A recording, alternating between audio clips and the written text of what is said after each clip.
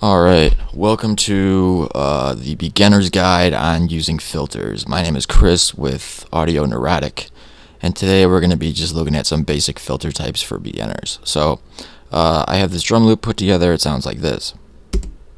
Whoops, it sounds like this.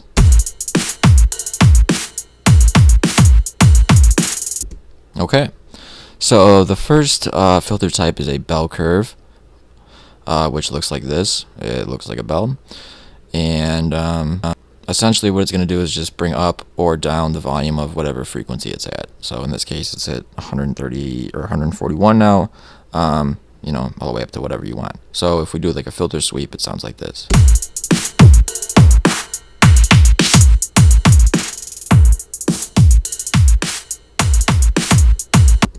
Okay, and I'm going to hide this till later. So there's that. The next thing to know about this is the Q setting, which makes it either wider or smaller. Now, with a 0 Q setting, it makes it hugely wide. I have no idea why you'd want to do this. If you're doing it like this, you're probably doing something wrong. So don't do that. But whatever. I guess maybe there's some use for it. But with this more exact Q setting, you can dial in on exact frequencies more without affecting others. Whereas here, even though this is at 210, it's going to, branch out to these other frequencies as well. Okay, and so if we have, a pretty high Q setting, the filter sweep's not going to be as dramatic, but you will still get kind of like a whoosh sound, so it sounds like this.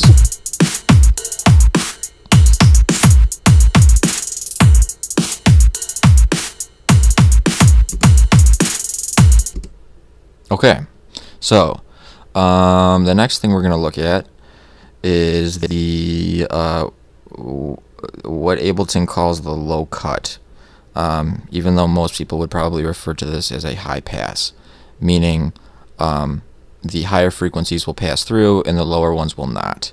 Okay, so here we have 495 hertz, so everything below 495 will be cut and everything above will be let through. Okay, so it sounds like this. And then up here, obviously, we have just the absolute highest frequencies. Now, if you really want an interesting sweep, you need to bring the Q up, which gives it a little bump here, which is going to increase the frequency before it cuts it off. So check this out.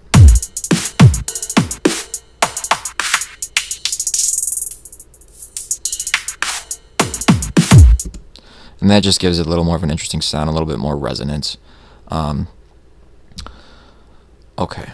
And if you were to, what I like to do is map the Q and the frequency to either one MIDI knob or a macro, and that way you can, when you turn the frequency up, you also turn up the Q, and so they turn up together, and it just makes for a more interesting sound. So instead of going like this, it goes like this and just sort of angles up like that.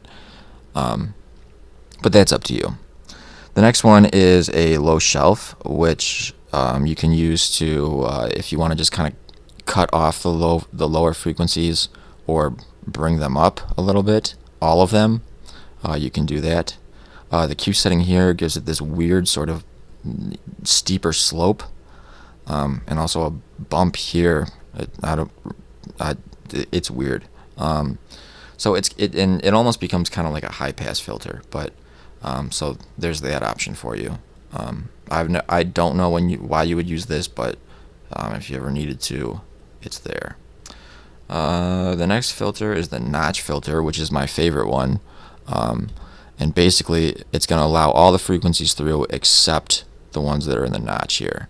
So it creates kind of a cool sweeping effect. So if we listen to it,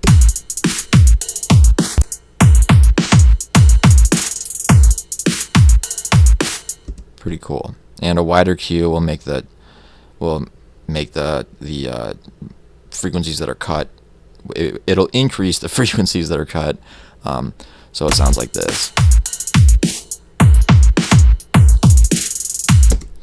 So pretty cool effect. What I like to do is stick this on the higher end, usually above 10 kilohertz, and slap that onto a like a pad or something. It just makes it more dynamic and moving and more interesting to listen to. So there's that.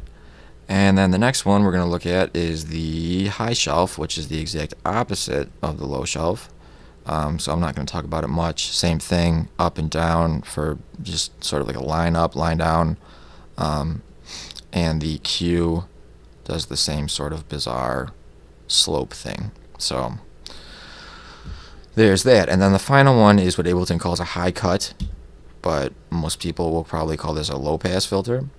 And it's the exact opposite of a high pass, in that it will let all these low frequencies through and block out, or silence these higher frequencies. So if we do a sweep with it, it sounds like this.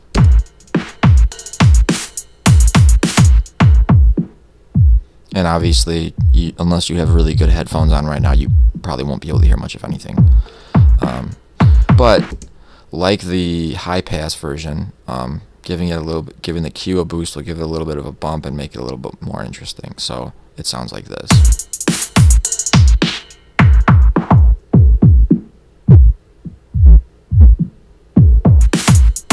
Oops. I think you get the point. So